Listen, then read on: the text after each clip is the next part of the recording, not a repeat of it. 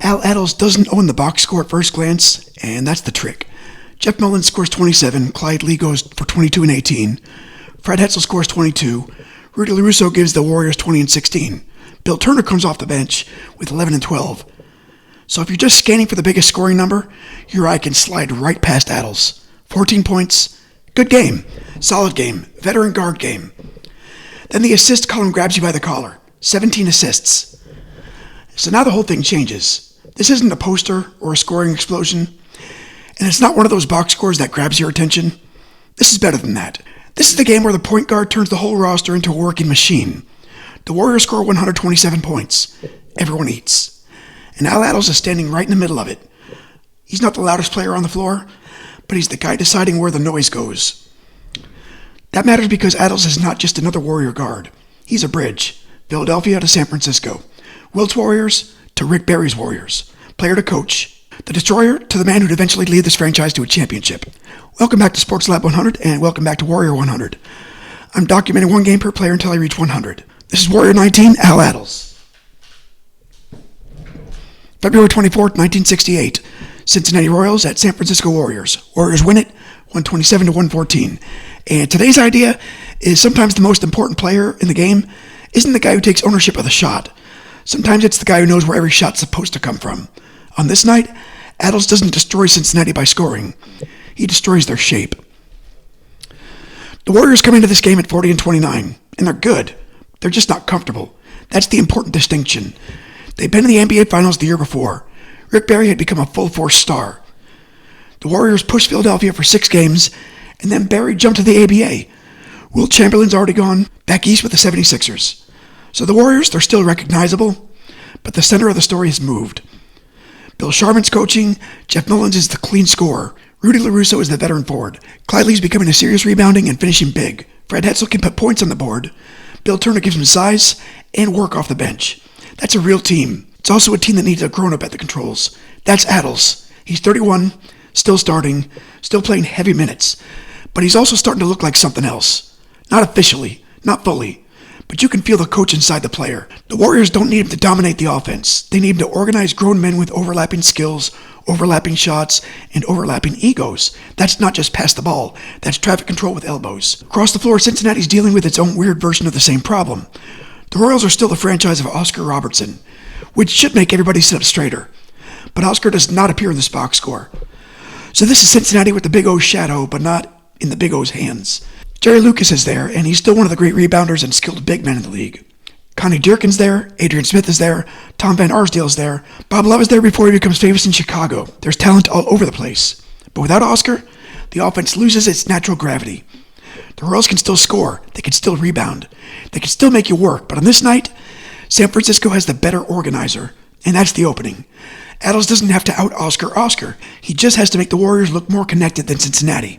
The NBA in February 1968 is in a fascinating spot. There are 12 teams. Seattle and San Diego are expansion teams. The defending champion 76ers still have Wilt. The Celtics are still lurking because no one's figured out how to remove them. The Lakers are dangerous. The St. Louis Hawks are strong. And San Francisco is living in that second layer of the West. They're trying to prove they're not just the ghost of the Rick Barry's final team. The night itself is ridiculous. Baltimore beats Detroit 140 to 132. Boston beats Seattle 141 to 37. In Vancouver, New York beats Chicago 109-101, and San Francisco beats Cincinnati 127 to 114. That's a full NBA night with no three-point line and enough possessions to make a modern load management staff pass out. Different league, same basic question. Can your guard get your team a good shot before the defense gets comfortable? On February 24th, 1968, Al Attles answers that question 17 times. Maybe more honestly, assists only count the passes that become shots. They don't count the setup, the tempo, the angle, or the moment when a veteran guard looks at the floor and decides not to do something stupid. And that's also a skill. The coaching makeup has a nice weight to it. Bill Sharman's coaching San Francisco, and he's basketball royalty. Hall of Fame player, Celtics dynasty guards, one of the cleanest free throw shooters the sport ever seen. Later, he's going to coach the Lakers team that wins 33 straight games and finally gets Jerry West and Wilt Chamberlain a title together. But here, he's just trying to keep the post-Barry Warriors from turning into loose parts. Ed Jucker is coaching Cincinnati. He's not just some random suit who wandered into the Royals job. Jucker coached the University of Cincinnati to back-to-back NCAA titles in 1961, 1962. He understood structure, pressure, and what a team was supposed to look like when the room gets tense. So both benches have order, but the most coach-like person in the room may still be the Warriors point guard. Attles is already doing coach work in a player's body, and there's another old Warriors echo here. Guy Rogers is on Cincinnati's bench. He only plays 2 minutes in the game, but the name matters. He was once the Warriors' brilliant passing guard to Wilt Chamberlain, one of the great setup men of his era, so there's a strange little mirror in the building. The Royals have the old Warriors passer, barely used. The Warriors have Attles, the remaining organizational spine, playing 38 minutes and handing out the most assists he'd have in any game that season. That's not a rivalry in the modern screaming TV sense. It's better than that. It's a lineage game. Oscar, Lucas, Wilt, Rogers, Attles, Barry. These teams have been crossing each other's history for years, and by 1968, some of those names are gone. Some are aging, some are absent, but some are standing right there in uniform, becoming history in real time. Attles is there. That's the thing with him. He's still there. The danger with Attles is that we remember the whole life at once, and that's understandable. He became a Warriors institution: player, coach, head coach, GM, vice president, consultant, ambassador. At a certain point, he seemed less like an employee and more like part of the building. But before the statue version, before he became a dignified franchise elder, Attles was the Destroyer. That nickname wasn't meant to be cute. He was 6'1", out of Newark, New Jersey, by way of North Carolina A&T. He played under Cal Irvin, graduated in 1960, and helped A&T win back-to-back CIAA titles. Then the Philadelphia Warriors took him in the 5th round of the 1960 NBA draft. 5th round. That's not we're going to build a franchise around you. That's come to camp and make us look smart. And Attles did. He was physical, serious, defensive-minded, and useful. The kind of guard who wasn't built to flatter the game, but to survive it. Because this is Warriors history, he's also attached to one of the loudest box scores in the sports history. Wilt Chamberlain scores 100 points in Hershey in 1962. Attles is there, going 8 for 8 from the field, 1 for 1 at the line, scoring 17 points. Such a little detail, it's hard to forget. It's easy to forget on a night like that, but it's such a special detail. It's a Al Attles special. The biggest scoring game in basketball history is happening. He's off to the side doing his job perfectly. That's why this game works for him. 14 points and 17 assists doesn't try to turn him into someone he wasn't. It shows the best version of what he actually was: tough enough to stay on the floor, smart enough to organize the room, and secure enough to let everyone else finish the play. Here's the thing this game makes me think about. Franchise history usually gets told through the biggest stars, because that's the easiest way to tell it. Wilt, Barry, Steph. The names change the lighting in the room. But the people who hold the franchise together are not always the biggest names. Sometimes they're the people who survive the transitions. That's Attles. He plays with Wilt, and he plays after Wilt. He plays with Barry. He's still there after Barry leaves. After Barry comes back, Attles coaches him to a championship. That's wild. That's not just a career. That's connective tissue. If you're trying to build a new Hoops fan, this is one of the doors I'd use. Not because it has the loudest highlight, but because it shows them a deeper layer of the sport. A great pass is one of the cleanest things in basketball. It says, I saw this before you did. Once you start seeing that, the whole game opens up. You stop watching only the shooter. You start watching the setup. You notice the guy who moves one step early. The guard who turns his shoulders before the cutter's even free. The big man who seals the defender because he trusts the ball is coming. And that's where Attles lives in this game. He's not decorating the possession. He's delivering it. In a game with no three-point line, that matters even more. Half a step is gold. A clean angle is gold. A post entry that arrives before the help defender gets nosy, that's gold. Attles gets 17 assists because he's making the game easy for everyone else. That's easy to admire and hard to take. San Francisco opens with a 31-point first quarter. Cincinnati opens with 26, which is fine in most basketball environments, but this environment is not interested in being reasonable. The Warriors are already balanced. Mullen is scoring, Lee is active, Hetzel's getting shots, LaRusso's working. Attles, he's not hunting points, but he's making the pieces touch together. Mullen ends with 27 points, LaRusso has 20 and 16, Lee shoots 9 for 14 and finishes with 22 and 18. Hetzel gives him 22 and 9, Turner adds 11 and 12 off the bench. Attles, in 38 minutes, goes 5 for 9 from the field, 4 for 6 at the line, and hands out 17 assists. That's a healthy basketball ecosystem. Not perfect. The Warriors shoot 44.7%. So this isn't a glowing modern efficiency shrine, but the distribution is strong. The pressure's constant, and San Francisco rebounds everything that survives the first shot. Then the second quarter breaks the game open. Warriors 36, Royals 25. That makes it a 16-point lead at halftime. 67-51 against a team with Jerry Lucas grabbing everything within county limits. That matters because Cincinnati's best path back is control. Slow the damage, pound the boards, get Dearkin some touches. Let Adrian Smith make veteran plays. Let Lucas turn every miss into a property dispute. But the Warriors don't give Cincinnati that comfort. They don't have one guy dragging the Royals into deep water. They have several. Attles is deciding who gets the rope. The third quarter's the same. San Francisco wins it 32-28, and now it's 99-79. That's the game. Cincinnati wins the fourth 35-28. That tells you the Royals didn't quit. Dearkin finishes with 27-12.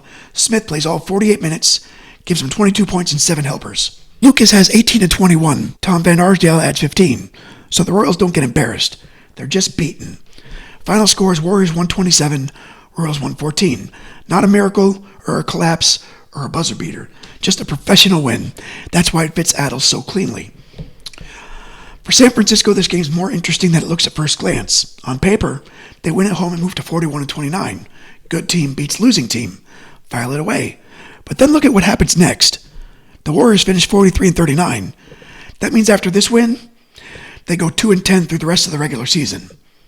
It's not a gentle coast into the playoffs. That's the car making a noise you don't like while everyone else in the vehicle pretends they don't hear it. The postseason complicates the story because San Francisco doesn't just roll over. They beat the 56-win St. Louis Hawks in the Western Division semis. Then the Lakers sweep them in the Western Division finals. So this team, it's awkward, but it's not dead. It's not the Rick Barry finals team anymore, but there's still enough collective tissue here to knock out a first-place Hawks team before Los Angeles fully shuts the door. That's why this Attles game belongs. It catches the Warriors in the middle of becoming something else. They can't just hand the ball to Barry and let the whole defense panic. That version's gone. So the offense has to be built more honestly, possession by possession, with people more involved and less room for laziness. Lee and LaRusso have to control the boards. Mullins has to provide the scoring nerve. Hetzel has to keep pressure on the defense. Turner has to give him real minutes off the bench, and Attles has to make all that feel like one connected idea, instead of 5 separate guys taking turns. That's the hard part. Teams love talking about identity. Actual identity is smaller and meaner than that. It's who gets the ball when the first option disappears. It's who knows where to stand when the play gets ugly. It's whether the third guy in the action keeps moving, even when he knows he's probably not getting the shot. In this game, Attles holds those answers together. He doesn't make the Warriors look spectacular. He makes them make sense. For Cincinnati, this game is a snapshot of a team with talent and a problem. The Royals have names. They have size. They have Jerry Lucas punishing the glass. They got Dearkin scoring 27 and Adrian Smith giving them 48 hard minutes. They have Van Arsdale, Bob Love, Bill Dinwiddie, and Guy Rogers on the roster. But without Oscar Robertson in the box score, they're missing the player who turns production into certainty. That's what Oscar did. He didn't just add points and assists. He gave the Royals an operating system. Without him, Cincinnati has to find order somewhere else. And on this night, they didn't find enough of it. The Royals finished the season 39-43 and missed the playoffs. It's not a disaster, but it's a signal. The cleanest version of the Oscar and Lucas window is starting to fade. The talent is still visible, but the structure is fraying. Against a Warriors team that's also trying to reinvent itself, Cincinnati loses the reinvention contest. The real weight of this episode comes from what Attles becomes after a night like this. At this point, he's still a player. Veteran guard, franchise survivor. A man who moved with the team from Philadelphia to San Francisco and kept finding ways to matter. Then comes the next life.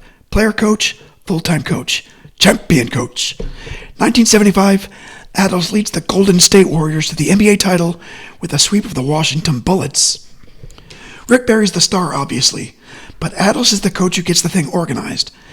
That doesn't feel disconnected from his playing career. You can see the bridge right here. This player understood how to distribute responsibility. Then he becomes the coach who understood how to distribute belief. Sounds lofty, but I stand by it. Attles was never just a tactical figure. He became a cultural figure.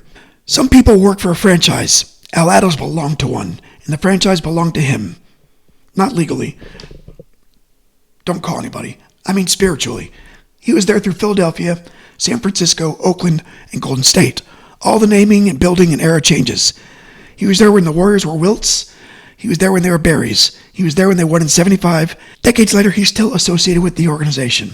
By the time he's inducted into the Hall of Fame, felt less like a single honor for one job and more like basketball putting a nameplate on a lifetime of service. That's why picking one Attles game is tricky. I could have picked a coaching game, something from the 1975 finals. I could pick the 100-point game, because Attles was perfect from the field, because that score is basically the Old Testament with sneakers, but this one's cleaner for Warrior 100. February 24th, 1968, gives us Attles as a player, still inside the work, the guard, the organizer. The Destroyer with the passing map. So what is this game? It's not the most famous Warriors game. It's not the most famous Al Attles moment. But it's a pure Attles game. 14 points, 17 assists, 38 minutes, a 127-114 win. 5 Warriors in real scoring rhythm, 69 team rebounds. A Cincinnati team with Jerry Lucas, Connie Durkin, Adrian Smith, Tom Van Arsdale, Bob Love, and the ghost outline of Oscar Robertson's usual role. Beaten by a team that knew what it wanted to do. Attles didn't just own the scoring column, he owned the connections. With this kind of player, that's the whole point. Warriors did not keep Al Attles around for 6 decades because he once had a good box score. They kept him because he understood how this place worked. He understood toughness, timing, people, and order. He knew when to lead with force and when to lead by letting somebody else finish the play. This game is the basketball version of that. He didn't need the final shot. He didn't need the biggest number. He just needs to make the offense make sense. For one night at the Cow Palace, it makes perfect sense. Next time, we leave the Cow Palace and head back to the Astrodome. Astro 44, Kevin Bass. August 20, 1989, Astros and Cubs. A switch hitter's dream day, a 9th-inning swing, and one of those baseball innings where the ball leaves the yard, and the whole afternoon suddenly becomes a story. So we're going from Al Attles drawing the map to Kevin Bass flipping the table. That's a good trade-off. That's Warrior 19, Al Attles. The Destroyer draws the map. 14 points, 17 assists. One of the cleanest examples you'll find of a player making a game belong to everyone else. Like the video if you liked it, subscribe if you're following the whole project. I'm documenting 1 game per player until I reach 100. Next up, Astro 44, Kevin Bass, August 20, 1989. Until then, stay kind and keep moving.